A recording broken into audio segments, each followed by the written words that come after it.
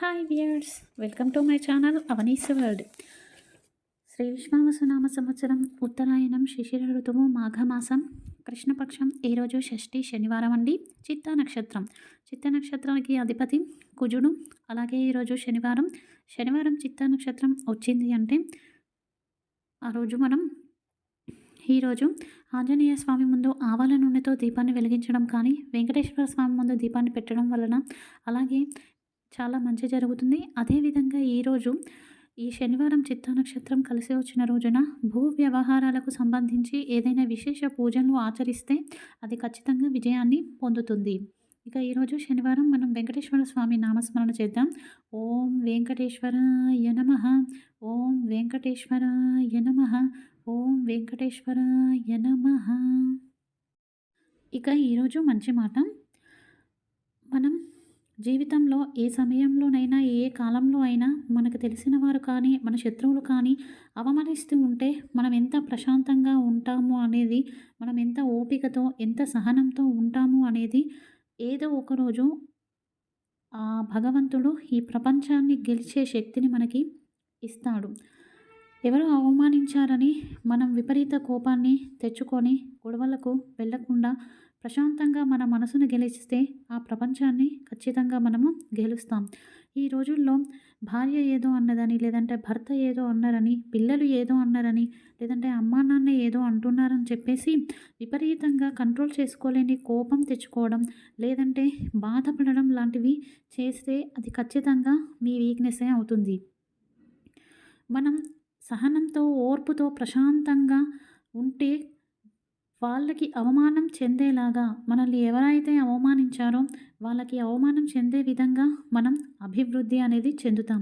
అదే ఆ ప్రకృతి యొక్క స్వరూపం. ప్రకృతి వేరే వాళ్ళు చెప్పేది వినండి, ఓపికగా వినండి, అందులోని జ్ఞానాన్ని మీరు నేర్చుకోండి. అంతేకాని విన్న ప్రతి విషయాన్ని నిజమని అనుకోకూడదు. దాన్ని పరిశీలించి ఏది నిజం, ఏది అవాస్తవం, ఏది అబద్ధం, ఏది వాస్తవం, ఏది అవాస్తవం అనేది మీరే పరిశీలన చేసుకోవాలి. పూర్వంలో పెద్దలు చెప్తూ ఉండేవారు, పుస్తకాలు చదువుతూ ఉండేవారు, సంబంధాలు అనేవి శాశ్వతమైనవని మన పెద్దలు మనకి ఎప్పుడూ చెప్తూ ఉండేవారు. కానీ మనుషులు వాటిని చెరపాలని ఎంతో ప్రయత్నిస్తూ చివరికి వారే చనిపోతూ ఉంటారు. మనుషులు చనిపోతారు కానీ సంబంధ బాంధవ్యాలు ఎప్పటికీ చనిపోవు. ప్రేమకు, ఆప్యాయతకు, సంబంధాలకు చావు అనేదే ఉండదు. ఎవరినో ఒకరిని మనం ప్రేమిస్తూ ఉంటాం, ఇష్టపడుతూ ఉంటాము. అనుకోని కారణాల వల్ల ఆ వ్యక్తి మనకి దూరం అయ్యి ఉండొచ్చు, విడిపోవచ్చు. కానీ ప్రేమ మాత్రం, వాళ్ళ మీద ఉన్న ప్రేమ అలాగే ఉంటూ ఉంటుంది. చివరిదాకా ఆ ప్రేమ అదే విధంగా ఉంటుంది. ప్రేమ అనేది దైవశక్తి. అలాగే బంధాలు కూడా చాలా విలువైనవి. ఇది ఈరోజు మీరు తెలుసుకోవాల్సిన మంచి మాట. దయచేసి మీరు కుటుంబానికి దూరంగా ఉండి పనిచేసుకున్నట్లయితే వారు మీకోసం ఫోన్ చేస్తే ఖచ్చితంగా మీరు మాట్లాడండి. తిన్నారా అని అడగండి. వారితో కొంచెం సేపు మాట్లాడడం వలన వాళ్ళలో ఉన్న బాధ అనేది తీరిపోతుంది. ఈ రోజుల్లో భర్త దూరంగా వెళ్ళి పనిచేస్తూ ఉంటాడు, భార్య అతని కోసం ఎదురు చూస్తూ ఉంటుంది. కానీ భర్త మాత్రం కనీసం భార్యను తిన్నావా అని కూడా అడగడు. అలాగే తల్లిదండ్రుల నుంచి పిల్లలు ఉద్యోగరీత్యా దూరంగా ఉంటారు. తల్లిదండ్రులు పిల్లలకు ఫోన్ చేస్తే మాట్లాడే సమయం కూడా పిల్లలకు ఉండట్లేదు. ఒక్కసారి ఫోన్ తీసి నేను బాగున్నాను, మీరు బాగున్నారా, నేను తింటున్నాను, మీరు తినండి అని అడగడంలో తప్పేముంది? దయచేసి బంధాలకు, సంబంధాలకు, బాంధవ్యాలకు విలువనివ్వడం నేర్చుకోండి. ఈరోజు మన సంప్రదాయంలో మనం ప్రతిరోజు భగవంతుణ్ణి పూజిస్తూ ఉంటాము. భగవంతునికి ఏదైనా ఆహారం నైవేద్యంగా సమర్పించాము అంటే అది ఖచ్చితంగా సాత్విక ఆహారమే సమర్పిస్తాము. మన శాస్త్రంలోనూ కూడా ఉంది, మనం ఉదయాన్నే సాత్విక ఆహారాన్ని స్వీకరించడం వలన మన శరీరం పుష్టిగా ఉంటుంది. కానీ ఈ రోజుల్లో ఎలా అయిపోయారు అంటే రాజసిక ఆహారాన్ని, తామసిక ఆహారాన్ని ఉదయాన్నే తింటున్నారు. బలం కోసం, బలం పెంచుకోవడం కోసం, బలవంతులుగా మారడం కోసం ఇలా చేస్తున్నారు.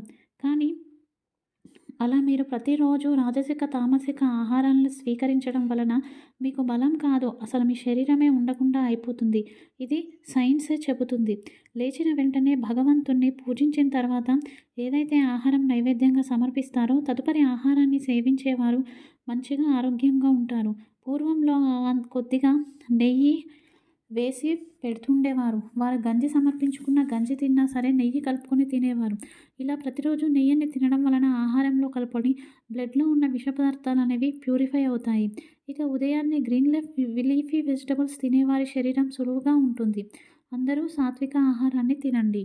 కొంతమంది ఉదయం పూట బాయిల్డ్ ఎగ్ కూడా తింటున్నారు. అది ఏ శాస్త్రంలో లేదు అండి. దయచేసి ఉదయాన్నే వీలైనంత వరకి సాత్విక ఆహారాన్ని భుజించండి. ఇక ఈరోజు తారాబలం. ఈరోజు నిత్య నక్షత్రం చిత్తా నక్షత్రం, అశ్విని మఖ మూల నక్షత్రం వారికి ప్రత్యక్తార, భరణి పుబ్బ పూర్వషఢ నక్షత్రం వారికి క్షేమతార, కృతిక ఉత్తర షఢ నక్షత్రం వారికి విపత్తార, రోహిణి హస్త శ్రవణ నక్షత్రం వారికి సంపదతార, మృగశిర చిత్త ధనిష్ట నక్షత్రం వారికి జన్మతారం, ఆరుద్ర స్వాతి శతభిష నక్షత్రం వారికి పరంమిత్రతార, పునర్వసు విశాఖ పూర్వభద్ర నక్షత్రం వారికి మిత్రతార, పుష్యమి అనురాధ ఉత్తరాభద్ర నక్షత్రం వారికి నైదనతార, ఆశ్లేష జ్యేష్ఠ రేవతి నక్షత్రం వారికి సాధక తార. ఇక రేపు ఉదయం పాటించవలసిన పూజ అండి.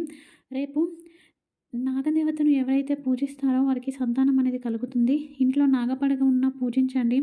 లేదంటే నాగశిలలకు 5 ప్రదక్షిణలు చేసి రావడం వలన కూడా సంతానం ప్రాప్తిస్తుంది, వంశాభివృద్ధి జరుగుతుంది.